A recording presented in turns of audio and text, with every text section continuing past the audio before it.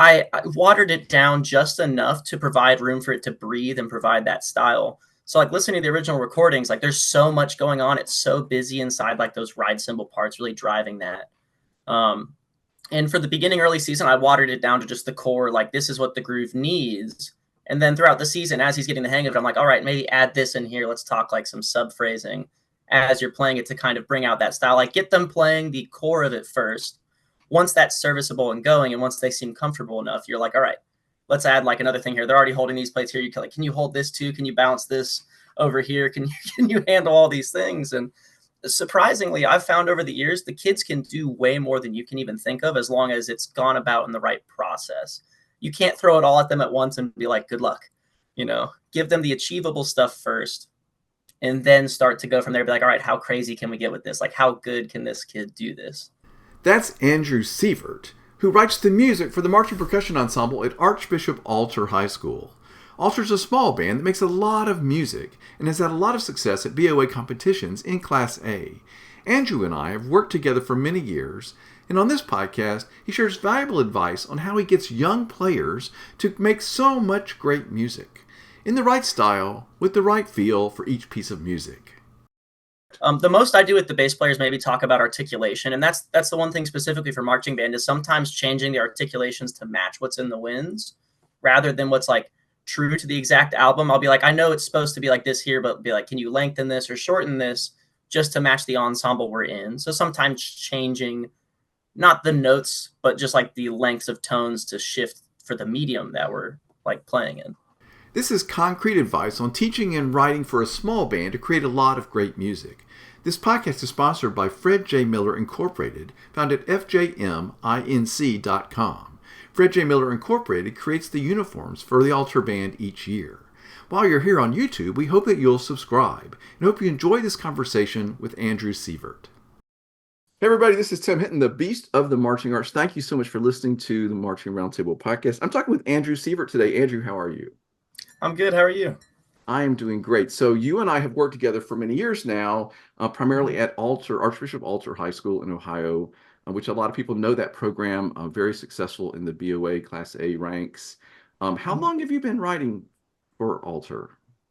Writing for Alter. So I've been teaching there now for, I think this is my 8th year, I think, teaching there. And I think I started writing maybe my 2nd or 3rd year there. Okay, so we've been working together in this capacity, 5? yeah, for 4, 5, 6 years, something like that, right? Yeah, something like right. that. And I think first of all, I want to see. I think you're doing a fantastic job of listen, everybody. The way this works is Alter is a smaller band, right? They have a small number of wind players who all play and march incredibly well, and then they have this really musical, wonderful music percussion ensemble that's posted in the back that makes all this music. And Andrew, you are responsible for creating those sounds and making that work. And that's why I wanted to talk to you, because I want to know how you do that, because I couldn't do it. I'm not a drummer, right? I'm not a percussionist. Yeah. And so, well, I've jumped ahead, but everybody, that's what we're talking about with Andrew today. Andrew, sort of introduce yourself, tell everybody where you are. My name is Andrew. I teach all things like percussion, went to college, got a performance degree, ended up just falling into teaching, and I really, really enjoy it, and a lot of writing for like marching band and other small ensembles. So I have a lot of experience in like percussion ensembles, specifically in like, like the collegiate academic sense of like, like small chamber music and like chamber works, and all the way through like wind ensembles and like wind symphonies as well. I play with a lot of different wind ensembles. Cool. So like That's a lot wonderful. of that, like I draw from a lot of that stuff anytime I end up writing, is just like thinking of those kinds of textures. Yeah, so this explains Stuff a like lot that. already. The fact that you just said that, because it's so much music coming out of those. So the fact that you had that experience in the percussion ensemble, all the mallet writing, the way to voice things to make it sound right. This is what we're going to be talking about, everybody, because how many? All right, let's talk about Alter this year. Alter's having another one. Everybody might know the Archbishop Alter program. A couple years ago, we did the Stevie Wonder show. Bands of America was a huge hit. Everybody was talking about that show. This year, we're doing a Pat Metheny show, my favorite all-time jazz artist for sure. So how many students are back there in the percussion ensemble? Let's say just this year. So this year I have 11 kids in total for the percussion section.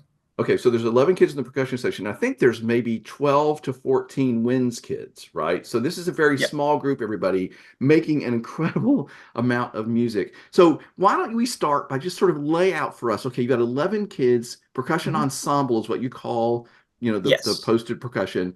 Tell us what are the instruments back there, basically. So the instruments back there, I typically kind of break it into like two or three different like subgroups of instruments, and then they kind of mix from there.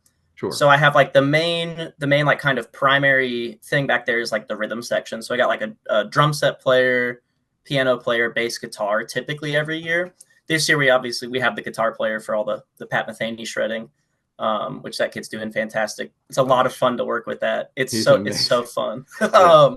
So that's like So our there's your, main so like there's your first core. thing, your basic rhythm section, Yes. basically piano, bass, drums, and this year, of course, with the strong guitar player playing the Metheny Yes. stuff.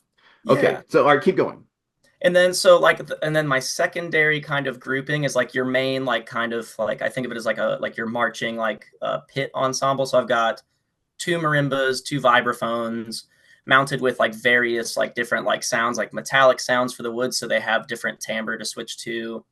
Everybody's got like cymbals for like color and kind of washes, kind of like smoothing out the cracks in the music. And then the tertiary kind of third group of that is like all of the rack kids. So there's like it's kind of a bleed over this year because we were supposed to have more kids when we started, and so I kind of had to combine some of those. So some of the kids are like kind of filling like a double role there, but the rack kids are all responsible for like feel, style, all the various like stylistic instruments like throughout the arrangement. So give me examples of what some of those stylistic instruments would be.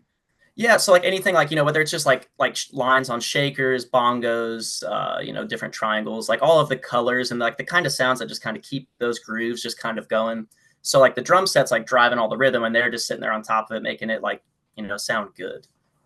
Okay, so this year we have a Pat Metheny show. So let's talk in the context of that because I've Yeah. studied a lot of Pat Metheny music. He's the artist I've seen in live in concert the most often. I saw him last year down here in Clearwater, Florida.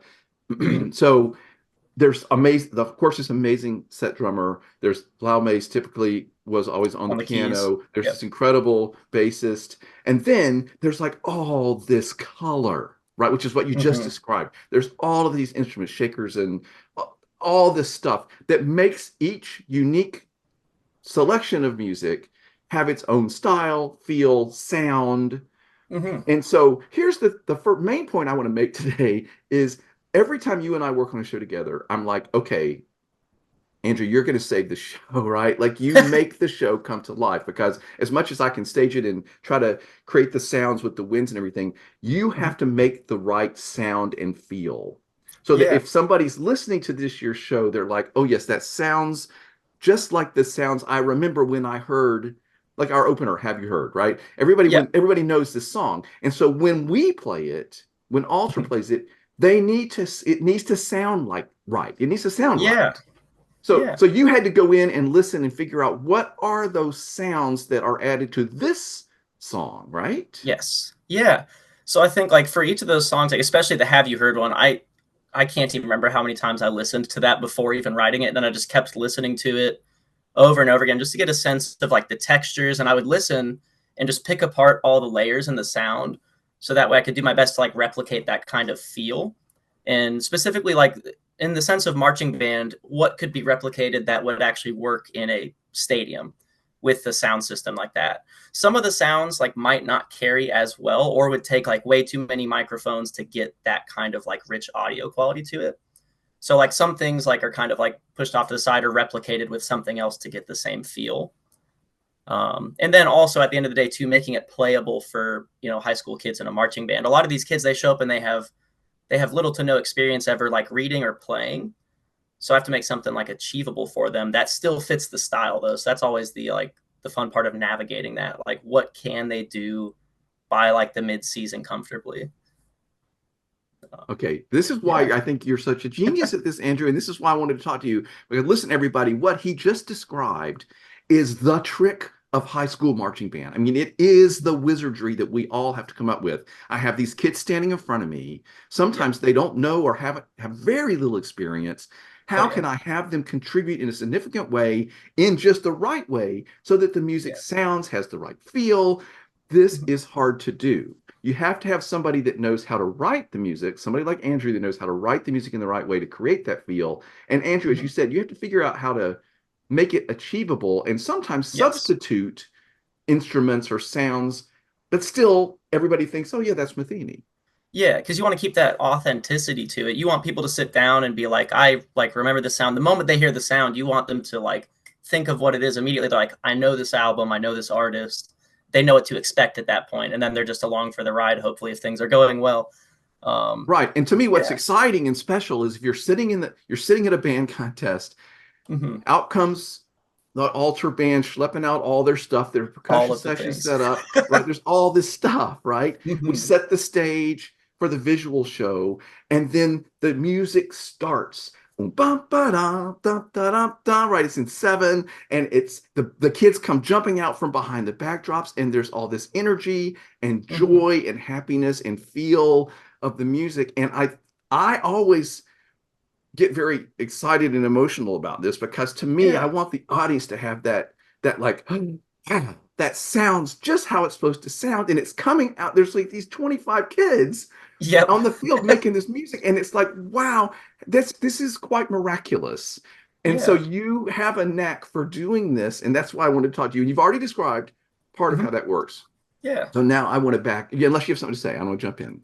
I think that was I Okay, think so I most want of to what I back had in my up a head. couple of years because we had this really successful Stevie Wonder show a couple of years ago. I feel Yeah. like that was a different kind of wizardry that was, and I remember saying to you over and over and over, Hmm. okay, we're playing, Isn't She Lovely at the end of the show? Like it's the big, and I kept saying, Just you like the have to album. make it feel just like Stevie Wonder's. And listen, everybody, one of the joys of being a music arranger is I'm listening, like you said, I'm listening to the original Stevie Wonder versions over and over and over, and I'm every time I listen, I'm like more impressed. I Oh mean, yeah.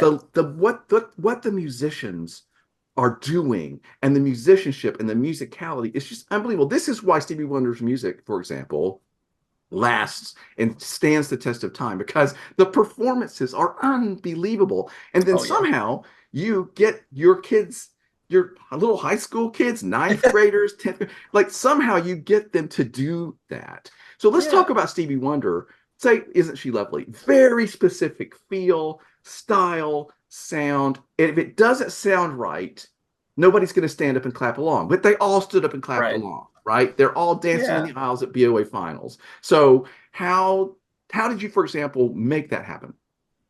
So that was one too, where like trying to like arrange that on keyboards and like for the percussion section as a whole, because like they don't have marimbas, they don't have like vibraphones, they don't have these instruments in the original album and stuff like that. Correct.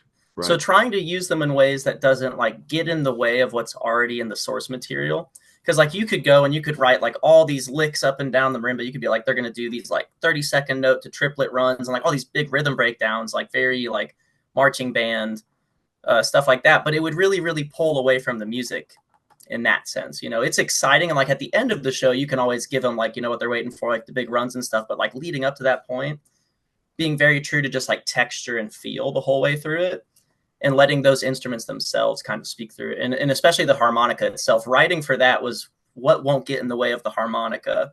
So we Right. don't have to like bump it all the way up to the highest that the board can go. You want to keep it in a range where it sounds like good, like someone's singing, not that they're being like screamed at with the harmonica. Yeah, so um, all of those subtleties of the yeah. sound balance and the sound design and the creating the right feels, this is really hard to do, everybody. And listen, here's one of my points I always like to make. This takes a lot of work. This takes a lot of time. Oh, Andrew listened over and over and over. You probably rewrote things a bunch of times trying to figure out how to get it right. yes. This, you can't just dial this in. You can't just call up and buy a stock chart and it's not going to work. It has Hmm. to be specifically designed for your kids for this show. Um, that's hard to do. You know what I Yes. mean? Like you need somebody like you, Andrew, that has this experience that then can take the time to Hmm. sort of get in the weeds. Yeah. And that's the thing too is with that like I always like to think of this and I joked with my students actually this week too like throughout the season like their show kind of morphs and changes based off of what I'm seeing them being capable of doing. Like they have the advantage of me being in the room with them every day, Yeah. working with them like one on one. And like throughout the season, I'm like, you know, maybe I can tweak this part just a little bit to really bring out what that kid can do and what they can accomplish. Because at the end of the year, I always want to set it to be exactly what they can achieve and just pushing them just a little bit outside that comfort zone so they can grow and like really like grow into those parts as well. I'm To so really glad you like, said that. Yeah, so yeah. glad you said that because this is my next point. And listen, everybody, Mm-hmm. this, if you're trying to figure out how to be successful like this, how to make these shows come to life, this is the other thing that they do at Alter so, so well. And I'm happy to be a part of that team, right? Is you figure out who have you got and what can they do, right? And this Yes. is, I think, the true of every band show in the world, especially a small band. When I'm working with a small band, I say, okay, pull your kids and find out, oh, you have this flute kid who has 5 years of ballet. That's going into the show. She's going to stop and dance. And then, oh, you have this kid that Mm-hmm. juggles. We're figuring that out. That's going in, Yeah. So whatever they can do, or they can play like you at Mm-hmm. Alter every year. It's like, okay, well, who do you have? Who's special? Oh, well, we have this kid. Like we had a kid last year in the Billy Joel show. He knew how to play accordion. Mm-hmm. The accordion goes into the show. For us, it really Yeah. helped because we were doing a song that had accordion, right? That's Yeah. part of the thing. And when we knew we had a harmonica kid who was an amazing ringer, right? It's like, I Oh mean, yeah. this kid sounded exactly like the way Stevie Wonder played it. So Mm-hmm. you don't want to play this if you don't have somebody that can replicate these sounds. Yes. So figuring out what do you have this special, and then how can we highlight it? Yeah, because like you could at the end of the day you could arrange it and you could put the harmonica part on like a trumpet or even on a saxophone, but then again back to what you're saying before, it wouldn't have that authentic feel to like the original source material. Like you could play it and do the exact same thing, but it wouldn't have that kind of like that magic to it, that little bit of shimmer of like you know exactly what it is the moment they start playing. You're like, I know what this is. Yeah, and when we were doing Isn't She Lovely, again, it was the finale of the show. It was like a little celebratory coda to the show. And we knew that we had this potential special moment. And I've had conversations with Todd Tucker, the band director who at Alter, who does such a great job. By the way, you can find that everybody at Marching Roundtable and listen to that conversation with Todd talking about this. But we thought, okay, we have the potential for a really special moment because we did start playing the song. We had the saxophone soloist playing what the vocal would be. And then Yes. we knew we had this moment where we're going to surprise the audience Yep. by having this ringer of a harmonica player play it just like Stevie, and it's brought it to me. It created this moment of just sheer joy, like, oh my Yep. gosh, that sounds exactly the way it's supposed to. And everybody, Mm-hmm. first off, this is a song everybody loves, so we knew we had that going for us, right? Everybody loves this Mm-hmm. song. It's the most joyful song possibly in the whole world, and our that whole show was trying to bring joy through all this music of Stevie Wonder's.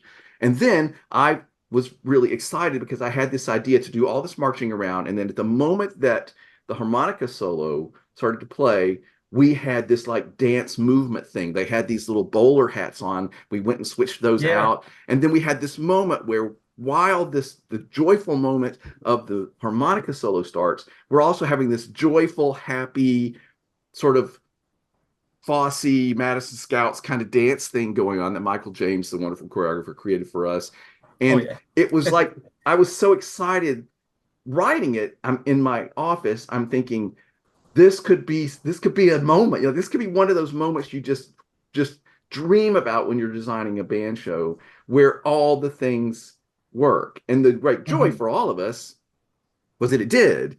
I mean, I tell Todd in that conversation, like it's one of those shows where everything actually worked the way we wanted it to. Yeah. Where that moment of joy when the harmonica solo starts and the kids are doing this dance thing, and it's like it all worked. And Yeah. but the biggest part of that, Andrew, was that you created the feel. Mm-hmm.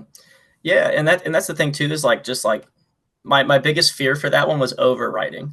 Didn't want Right, to overwrite that at all, right. because nobody needs to hear the most insane version of "Isn't She Lovely." They needed to hear the version of "Isn't She Lovely." No, and I think you did a great job. So everybody, some restraint is Hmm. also important in figuring out what does it really need and what do I need to just get out of the way. And for somebody Yeah, like Stevie Wonder's music, or this year for Pat Metheny, I feel like it's very easy because I, as an arranger, have no problem just trusting the music, right? I feel like a lot of arrangers don't trust the source material enough and they try to do everything to it. And I'm like, yeah, no, if you're playing a Pat Metheny tune and you have a kid that can get the right feel in the set drummer and you have a kid that can play that Like we just lifted the exact Pat Metheny. Listen, if you're watching the video version, Hmm. I'm sitting here playing guitar and air guitar. Like he plays the exact solo in exactly the style that Pat plays it. And um like you don't need to do anything to that. You just need to Yeah. play the music and trust the genius of the music itself. Yeah, and that was the big thing for this year as well too, like trying to like I think as I was listening to it and I was trying to think of parts to write for it, I had that moment of realization where I'm like, the part's already written. It's all there. Somebody Yeah. smarter than me has already done it.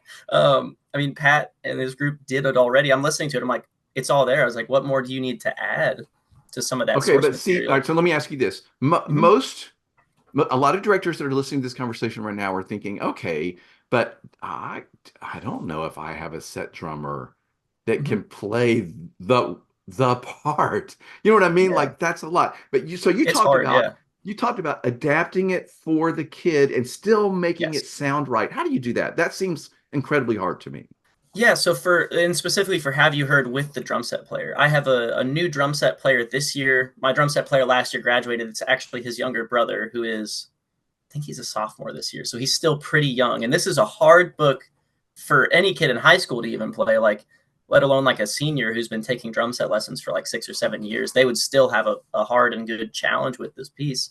Um, I watered it down just enough to provide room for it to breathe and provide that style. So like listening to the original recordings, like there's so much going on. It's so busy inside like those ride cymbal parts, really driving that. Um, and for the beginning early season, I watered it down to just the core, like this is what the groove needs. And then throughout the season, as he's getting the hang of it, I'm like, all right, maybe add this in here. Let's talk like some sub phrasing as you're playing it to kind of bring out that style. Like get them playing the core of it first. Once that's serviceable and going, and once they seem comfortable enough, you're like, all right, let's add like another thing here. They're already holding these plates here. You can like, can you hold this too? Can you bounce this over here? Can you can you handle all these things? And surprisingly, I've found over the years the kids can do way more than you can even think of as long as it's gone about in the right process. You can't throw it all at them at once and be like, good luck. Give them the achievable stuff first and then start to go from there. Be like, all right, how crazy can we get with this? Like, how good can this kid do this?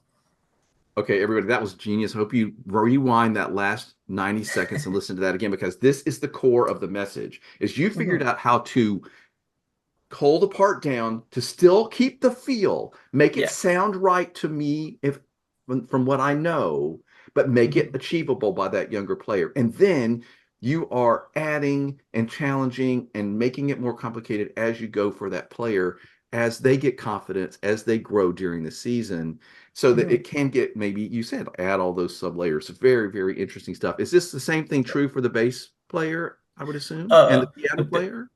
the piano player, now that's a little bit where it changes. The piano player, every now and then I'll go in and be like, can you like add this in and there? But those ones are basically true to like what was in the original source material. Correct. The most I do with the bass players maybe talk about articulation, and that's the one thing specifically for marching band is sometimes changing the articulations to match what's in the winds, rather than what's like true to the exact album. I'll be like, I know it's supposed to be like this here, but be like, can you lengthen this or shorten this just to match the ensemble we're in? So sometimes changing not the notes, but just like the lengths of tones to shift for the medium that we're like playing in. Yeah, that is great advice because it is a Mm-hmm. marching band show. And as I'm arranging it, I am adding little impact moments and Yeah. long chords and things. And the percussion ensemble does need to match those Yes. impact moments in the world of marching band Mm-hmm. without throwing it out of the world of Matheny. Yeah, you can't like jump out of the Metheny for a measure, be like, we did the marching band like end of that section, now back into Metheny. Like it has to be like organic and Yes. believable. So, Mm-hmm. so, so interesting.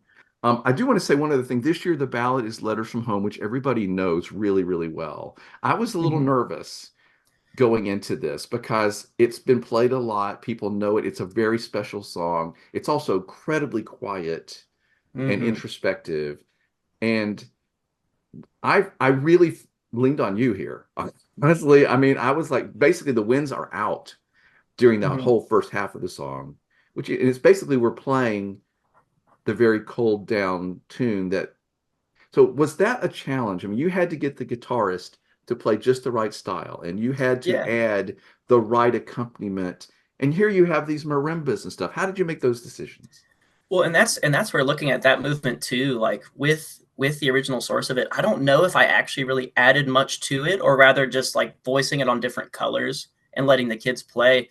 Because when I went through and I kept listening to it, I kept trying to like add stuff to it, like, oh, let me add a run here, and I'd listen to it a bit, and I'm like, no, that's not believable. And like I was just like looking through what's already in the parts and just deriving other parts from that and using just like simple counterpoint, nothing too crazy. Like I didn't want to add too many colors, but for the most parts, like I went about the approach of like letting the kids like just play the music and just let the nuance really, really carry that, because it's such a small ensemble. The whole beginning is basically just like that rhythm section trio. And like right now they're playing it just in time, but we've already been starting to work with like the three of them just listening to each other and like having that push and pull at least until the rest of the percussion comes in, because they might need like, more solid time for the younger players. But those three of them, like even in band camp, I tried it with them. I was like, let's play at rubato. I was like, follow the guitar player because he's in front of them and he can kind of like just pulse and they can breathe and let that music really, really push and pull. And we're about to start putting that back in the show this week, actually, after this weekend. So like really letting it speak. So how are you able, I mean, you're just doing good teaching is what you're doing. And a Mm-hmm. lot of people out there are doing great teaching. You're Yeah. just teaching them to be musicians and to play Yeah. musically, right? And to be willing to try to Mm-hmm. do that emotional musical thing that we really want to hear. Yes. Yeah. At the end of the day, like it's just to make just like a rich musical experience, you know? And that was where like writing for it, like I was like, oh, we could add like a triangle here, like finger symbols here, all these colors. I think I did add like wind chimes and some small stuff at some spots, but really letting the music carry itself. I didn't want to, again, like over layer things on it. Yeah, that's But great. And one yeah. of our concepts too was that the show basically stops because the Yes. opener has been this quite long, very joyous, very exuberant sort of go, go, go, exciting, exciting, exciting, build, build, build. And then we Mm-hmm. wanted to very quickly do as much of an opposite as possible. So literally the wind kids lay down on the field and just lay there, right? Yeah. And then the guard carries the day with our guitar theme concept. Mm-hmm. And so the idea that it's just a few kids and it's very quiet is part of the effect that we're trying Yeah. to achieve. But again, you are trusting the source material because you have source material you can trust. Yeah. And that's the thing, is like with this source material, there's so much going on in it already and so much subtlety inside the music. Like there's like it's one of those things where if you look at it from the sense of like there's not a lot going on, but it's what's happening in those 3 or 6 parts happening at any given time, to really, really drive the like the progression and kind of continuity through the show and that velocity.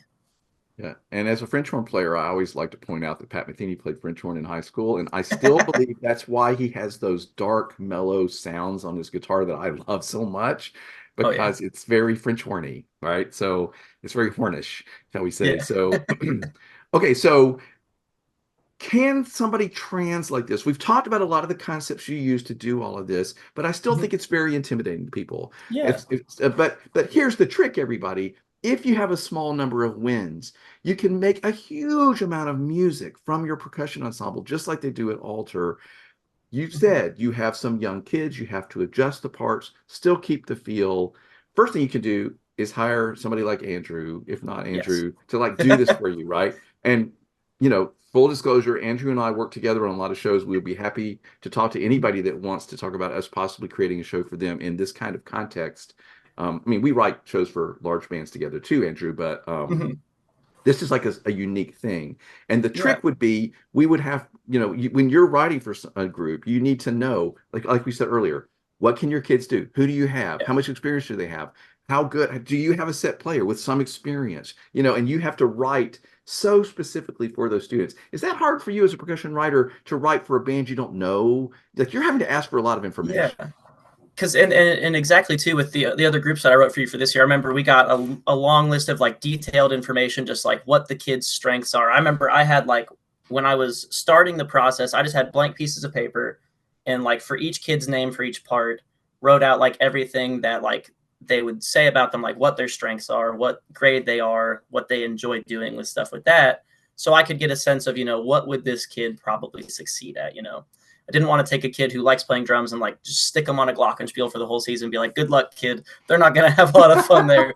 Yeah. Trying Yeah, to we find really something that plays to their strengths. yeah, you really need to customize for a Right. small band, especially, or a smaller band, or and Yes. especially if you're trying to create all this music out of the percussion ensemble and let the winds Mhm. sort of take the melodies, support, Yeah. play the impacts. This is the concept. For example, you and I wrote for the wonderful Mount Pleasant High School band from North Carolina. Keith Lee gave you Mhm. like basically a spreadsheet, like you said, Oh every yeah. kid, what year they were, what they could do. But this is not excess information. You really need No. to know. Yeah. Like, and I remember reading that email. The first time I opened the email, I was like, whoa, I was like, that's a lot of information. But when I really sat down and read it, it gave me a good look into like, this is this ensemble. And it gave me a good picture in my head of what they could possibly accomplish. Cause, like Alter has the advantage of me being in the room every day. I have a class there actually in a couple hours with the kids working on like just percussion music and just like all things like technicality, playing, all that fun stuff. But with them, like, I don't get that opportunity to kind of like see that. So like kind of imagining and picturing what they could handle through like all the information given. Cause he gave, I think there was like a solid, like almost like paragraph per kid. And I Yeah. wrote down all of like the bullet points that like really stuck out to me and like Yeah. just And kind of listen, kept everybody. that like on the wall and just kept like referencing Yes. that as I was writing.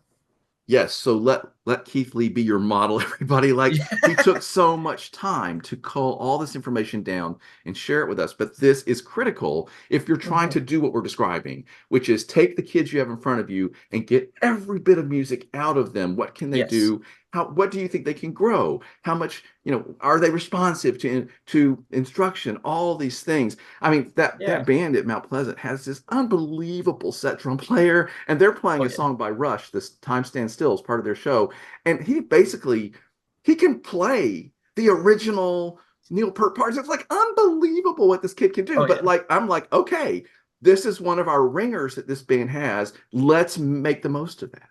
Yeah, and make it exciting and like and fun too. I even told my dad lives down in North Carolina too, and I even told him like because he loves like rock music, Rush, everything from that era. I literally told him I was like, hey, because he used to do marching band like back in the day in Ohio. I think I can't remember way back in the day. I think he like did the Bluecoats for like a short like stint. I don't Oh, know if he cool. did it for very long, but like so he's very well versed in that. I sent him a message and I was like, hey, like if you get bored and you want to go see a marching band show, there's one like right near you, maybe like an hour or so away, that's playing like a whole Rush show.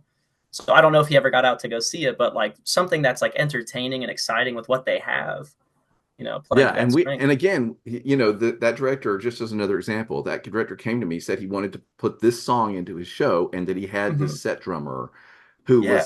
was nails, and he could trust him to be able. And I was like, okay, because if somebody Oh comes yeah. to me and says, I want to play this Rush song, I'm like, okay, let's talk for a Let's minute, talk. because there are certain things that you have to be able to do to make it believable. And Mm-hmm. and it's working for them because they had this particular kid and a really great percussion ensemble and instructors and the whole setup, right? So, Yeah. but that's the thing, is like you have to figure out, okay, here's who I have, here's all the things they can do, and then you have to say, okay, what makes sense for us to try to Yes. accomplish. The other thing you have to have is the instruments, the sound Mm-hmm. system to mic it well. Yes. Like these pieces are also critical to making this work. Mm-hmm. I mean, it costs some money, and you have to have parents to It schlep the rest stuff does. around, help you raise the funds. So you have to have certain pieces in place. But this is true of any band who's trying to go to the next level and make Mm-hmm. this kind of music and create this kind of presentation. You have to have these pieces of the puzzle. So, Yes. is there anything around that part that you want to talk about? I mean, about Yeah. getting the instruments and the amplification and the sound system Yeah. and this. And like the accessibility of how can bands that can't manage those things do that, like to the Right. fullest Or of their how do you build ability. to it? How do you build toward it, Yes. maybe? How do you build to it? Not everyone can just go and like drop the money for these extravagant sound systems and like miking everything. It takes time and like buying up small pieces and fundraising Right. to Maybe get it's a to those 5 year things. plan of adding, what do I Yeah. add when? Yes. Yeah. And that's one of those things too, is like maybe even like looking around to like one of the things we did too when we bought our newest set of like front speakers is we were like kind of like like using them in tandem with like an indoor group that like holds them, and they bought carts for them and stuff, so it's like looking at new ways to get these things done, and doing just enough, right? You don't want to have too much audio equipment, be like overkill on everything. How do you get those over time, and you can buy them in pieces and just slowly replace things. And I've had um groups that had like worked with their their school's drama and choral department, and like all went in Yes. together, and they all used this equipment all throughout the years in different ways. So they're Yeah. smart. And as you said, this band partnered with an indoor group or whatever. So Mhm. let's all pool our resources and be real smart about how this works. But you have to be able to do that Yes. to make this work, the what thing we're describing. Yeah, and that's the thing too, is I think the most important part is hiring somebody who is like an audio engineer.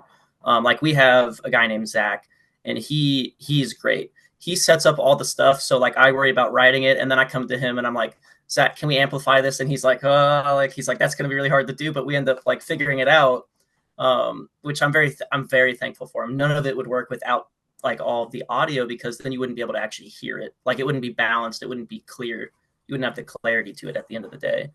Right. Um, And directors, you need to just decide this is part of the investment of making this happen, right? Is yes. having a good sound designer help you Hmm. figure this out. I know this year Yeah.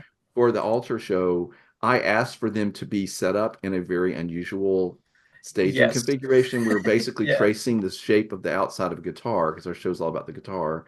And Hmm. that made Zach very nervous and uncomfortable. And Very originally he nervous. was like, nope, this is not going to happen, but it's Yeah. possible. You just have to figure it out. And there are some challenges too, like with the percussion so spread out across the group. Like it's like the rhythm section. I ended up putting them like as close towards the center of the field as possible, so all time comes from there. And I made sure there's a speaker right by the kids on the other end, so they can at least like hear some of the stuff and like hear some of that pulse coming from the rhythm section. And other than that, it's a lot of teaching, like look across, make sure you're all pulsing, help each other find that time. Like it's coming from here. This kid's showing you what it is. You got to read it and go with it. But yeah, definitely hiring an audio engineer or talking with a specialist who might come out and like set it up for you, show you how it's done, and maybe ask them like, what do I need to do this? Because I know a band I worked at previously as a percussion director, a lot of times that gets just like dropped on your percussion director who might have little to no experience with audio technology. And then you got the band director and the percussion director wondering why nothing's working and nothing sounds good because they might have the wrong microphones. They might not have Right. the right power source. They might not Right. have the right speakers or even the right board. Something as simple as like a cable coming unplugged could undo the entire show. I've been there. I've been on the fields like when the show's starting, you're like, why is nothing working? And Right. you're panicking, and then you're like, how do we fix it? Right. It is a But whole new complicated world that we've gotten ourselves into, but the benefits of it for the amount of mm-hmm. music that can come to the audience is so exciting. So listen, everybody, this is just something Yeah, you have to do. You have to invest in this. You have to take the time and don't just yes, dump it on your poor percussion guy. Or if you do, give him the resources and the time, him or her, the yeah, resources and time to make it happen. But so much can come out of figuring that out. And like you said, there are also, listen, everybody, there's helpers. There's people out yeah, there to help you do this. There's wonderful businesses and people professionals now that do this, and mm-hmm. reach out to them and spend the money and get it set up right in the first place and then get their help. Yeah, And by the way, if you watch Alter Show this year and you see the unusual percussion ensemble setup, this is not this is not like a beginner thing. Like this is oh no, advanced level stuff, everybody. Like I would never tell a younger, less experienced group to do something like this. You would want to stack them like you normally do in two or three yeah, rows and get them close together. This is something that we're going out on a limb and taking a risk for the oh yeah. hopefully the benefit of the visual show. I feel guilty now because that's my fault. Oh no, no, and it's been working good, and that's the thing is I like those challenges because again, like before it gets those kids out of their comfort zone, like because normally they'd be like a double block up. You got your rhythm kids behind like the front line, so they can hear directly back for time. Well, now they got to listen, Yeah, 5 to 10 yards that way for it, and yeah, like it's yeah, there, but they have to understand like leading the pulse a little bit. If they're playing yeah. right with them, they're probably like that much behind to the audience, so they Well, have and to the other kind of thing I really think I want to listen. point out is that I've been working with the Ultra Band for like a really long time, like, I don't know, 10, 15 years. I should probably know, a Ooh. really long time. Yeah. And when we started, we were not here where we are, right? Mhm. So this has Mhm. been like every band program. This has been something that every year we've grown, we've learned, we've tried new things, we've built the Yes. program over time. And so lots of people are trying to do this next year. No, this is not how this works. You have to have like a 5-year plan. I'm going to Mhm. build to this. I'm going to start where I need to start, use what I have, build from there. And there are people like Andrew who can help you figure out, where do I start? What do I need first? And then Andrew, Yeah. you would refer them to a sound designer or a Yeah. company that sells microphones and stuff. Like you have to You Hmm. take advantage of all the professionals out there, spend the money to get their expertise and Yeah. figure out your plan. So I just want to point that out. Like I've been writing for Alter for a really long time. I mean, Todd and his band and his staff are just wonderful, and I always so enjoy it.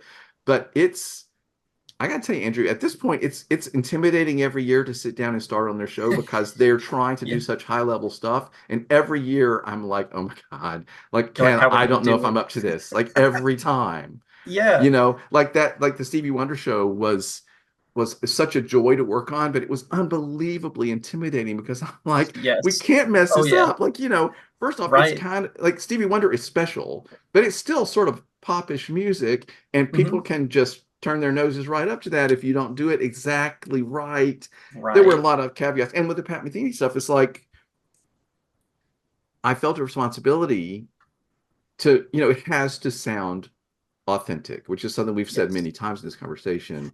Do you feel intimidated at all like I do? Because I mean, it's Oh like yeah. everybody, Oh no yeah. matter how long you've been doing it, Michael Gaines will tell you he gets intimidated when he puts the first dot down. So we all Yeah. deal with this, but like, how do you get Oh, past that like thing I feel? the fear of it and like the Exactly. intimidation. Like I Yeah. don't want to be the one to mess this up. Right. And I still think about that every time I sit down to write anything, no matter the show. I'm always that anxiety of like, oh no, what if I do it wrong? And like it, Right. as somebody who went to school for music, like I feel like that's just like the mentality that happens to you, sadly. You're like, oh no, what if this, what if that? But just sitting down and doing it a lot of the times too, and like just making it fun at the end of the day and like trying not to overthink it. Cause like I'll Right. get in my head a lot and I'm like, all these things need to be right. These chords need to be stacked perfectly. These runs need to like hit these like, points and structure. And then at the end of the day, sometimes I throw it out the window. I'm like, nah, let's just make it more fun. Like take like just a Right. simple scale, Right. make it exciting at the end of the day. I always feel like less thinking about it. And like, especially for the writing, that fear of it, just sitting down and giving it the time and listening to the Yeah, original source that's stuff. the thing. We're both taking the time to research, to study, to prepare. We don't just Mm-hmm. sit down and start writing, right? There's a lot of Yeah. all the great designers and arrangers and everybody, they do this. They take a lot of time listening and studying and figuring it out. And the other thing Mm-hmm. is, something I've had many conversations with Scott Chandler, of course, the brilliant program coordinator and choreographer for the Blue Devils, and Mm-hmm. he talks about working with his performers. He's constantly saying to them, if they are a little bit nervous going out on an important performance, just trust your training. Trust your Yeah. training, right? Like you're ready. You've trained, you've done everything you can do to prepare yourself. Now just trust that. Sort of like the Olympians do, I think. They Yeah. step up to the pommel horse and they're like, okay, I've trained. I can trust that and Mm-hmm. weigh on that. So I feel the same way with me. Okay, I've written a lot of arrangements that have gone Mm-hmm. pretty darn well, and I have to just trust that I can figure it out. It's Yeah. intimidating to start sometimes, but at some point you just go. Yeah, because I remember the first year I wrote for Alter, I was that exact same thing. I was intimidated because at that time I'm still relatively like young in the music teaching. I think this is like going into like the second decade of teaching. I think I've just finished up like 10 years of teaching band. The first band I was at before Alter was like a small band out in like Western Ohio. Like a lot of the kids, like getting them to show up and just play and have fun was like the battle for some of those days, and just like making Sure. music and band a place they could have fun. And that's Right. where I started a lot of my writing. And then I remember going to Alter. The first show I got to write for them, I think it was 20, what year was the Sherlock show? I can't even remember anymore what year that I think was. that might have been 19, Was that 19? That was the first maybe show that I 18. I don't 18, remember. something like that. One of those, some of those years, but like I remember writing for that, and it was that intimidation. I was like, oh no, what if I do it wrong? Because like at that point, coming from like the small like schools that I was at and like my experience at the time, like I was like scared, to put yourself out there and to try writing for that stuff. Yeah, I was yeah. excited, but also afraid. I was like, what if I do it wrong? Like, what if people don't like it? What if the kids don't like it at the end of the day too? That's the people who have to be sold the most on it. Yes, The kids yes. have to want to play it. If you want it to have energy and authenticity to it, they got to have fun. They got to sell it at the end of the day. It's their show.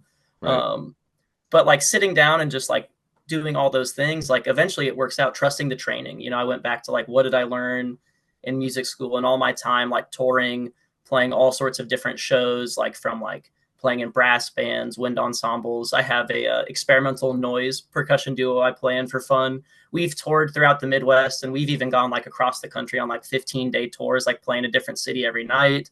Cool. and like drawing from all that experience to just like trust yourself, you know, Yeah. like And playing in all and those give different the best you ensembles. can.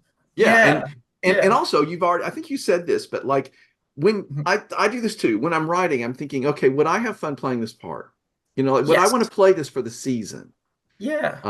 And you know, and sometimes I haven't had that mindset as I should, and I've learned from that. But Mhm. you know, so like you said, what can this kid do? How much do they want to be challenged? How much can they grow? Where do I think they Yeah. can end up? All those things are in the mix as you're writing. Yes. Yeah, and that's the main thing too. Like now that you bring that up, like I think about that all the time when I'm writing. Like I'll listen to a line and I'm like in my head, like imagining, like, okay, if I'm playing this part, like how reasonable is it? How crazy is it? You know, and is it fun at the end of the day? Because the kids are going to be playing with for what they start in what mid-July most bands, and they go all the way till November. So what's that like four-ish months at like It's the a long, most? it's a long They have time. yeah, they have to live with those parts for that whole time. So you want to make something that like if they learn it too quick, too early, the back of the season's going to kind of get boring for them. They're just going to keep playing it. You know what I mean? Um, Writing something that they'll still enjoy all the way up to their last run of it, wherever that may be. You know, whether it's at like a state competition, at BOA and prelims, finals, wherever it ends up. You know, making sure that they have fun with it all the way to the last second of Yeah, it's playing great. Yeah, I love that. For me, with the wind players, it's less critical that every moment of the music be super fulfilling because they're so busy visually. with the When, visual. Yeah. right. So whenever, I mean, a lot of times there's a lot of rests, and a lot of directors I work with for the first time are like, okay, there's a lot of rests on this page for my trumpet section. I'm like, oh, they're going to be really busy. Oh, they're We doing have stuff. Yeah, plans they're for not that. You know, resting. The yeah, they're rests going to be aren't running real. around doing all kinds of stuff, and that's Yeah. part of the plan Mhm. when you're putting a show together. But you also want them to have a super fulfilling musical experience, of course. Yes. Um, Yeah. all right. So, is there anything we haven't talked about the great work you're doing that you want to mention? Trying to think. I'm still letting the coffee kind of soak in this Yeah, I morning. know. Get all Everybody. I the made brain Andrew get going. up early to record this. I pretty appreciate you doing that. No, it's all right. Um, I enjoy it. no, I really do think you're doing great work. I enjoy working with you. Everybody listening, Andrew and I are looking for some new clients for next year to write this kind of thing for. So if that's you, let us know. You can Mhm. reach me, of course, at the Marching Roundtable, or I'm at tim@marchingroundtable.com. If somebody wants to contact you or find out more about you, Andrew, where do they go? I mean, they can always like, you know, contact through, I have my email. I have a website that is like needing updated, but you can go to andrewseivert.com. I still own that domain and like you can drop a message through there. Some of my emails, I have a new one I set up for new lesson students this year, but you can send an email to AJ Seivert, that's SEIVERT 95 at gmail.com. I'll get back to you through that if you send something. Just make sure make the top of the email something super noticeable so it doesn't get lost in all the spam over the Sure. years. Like, Yeah, or but just yeah, contact me and say, put me in touch with yeah, Andrew or whatever. But yeah. I hope that Andrew, I enjoy working with you so much. You make me look so good. Like every Oh, year as an thank you. arranger, I realize how important the percussion parts are. And I've had Mhm. every experience, right? I've had experiences where I thought I had a great show and then the drum parts just killed it, right? And then I've had a Mhm. lot of times where I'm writing with someone like you and you make me look like a genius because the music is so exciting and so wonderful. And so much of it, especially for a band like Alter, really does come from the percussion section. As I said, we make the winds, they make a lot of great music, but they're also busy creating effect in so many other ways. Yeah, Um, so yeah. thank you for your really good work and for having this Oh, conversation. And anything you want to say as we're closing? I mean, just thank you. I mean, it's nice to hear all that stuff. Makes me feel good inside. But Good. You should. like, yeah, I mean, like to with the kids, like you know, giving them the most maximized fun experience that they can have as a percussion section. You know, I always joke with the kids, like the early season, there's like some spots of rests in their parts, and I always joke, I'm like, you won't have any rests by the end of the season unless it's like a programmatic rest of like silence between a movement, and the kids laugh. But then as the year goes on, it's like you know they just go the whole time and it's just varying levels of like where are we going to, you know, like are we But how building to something exciting, or not. Yeah. right? But how exciting. We all love as a musician to be able to contribute in a significant way to creating some wonderful musical experience for ourselves Yeah. and for an audience. And it's why we love doing this, Mm-hmm. And so it's awesome that you're giving those students that great experience. And I'm excited to be able to be a part of helping to create that too. So thank you to the Altar Band. We talked about them a lot today, and for all the bands that have Mhm. worked with us, and hopefully all the bands will be working with in the future. Thank you, Andrew. Enjoyed this very Yeah. much.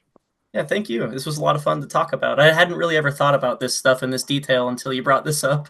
Because I was like, Yeah. when you texted me, I was like, I don't know if I've ever actually really thought about the process that much. Yeah, but Just it's kind of do helpful it. it is sort of fun to talk it through and then share it with Yeah, somebody else who might benefit. So thank you. yeah, yeah. Hopefully that helps anybody looking to do those kinds of things. I hope it Exactly. makes sense.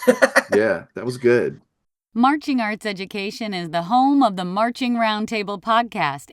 We give you access to the top marching arts professionals through live webinars, podcasts, videos, interviews, and online coursework. With over 1,000 podcasts and hundreds of webinars and videos, there are hours of great professional development for you and your staff.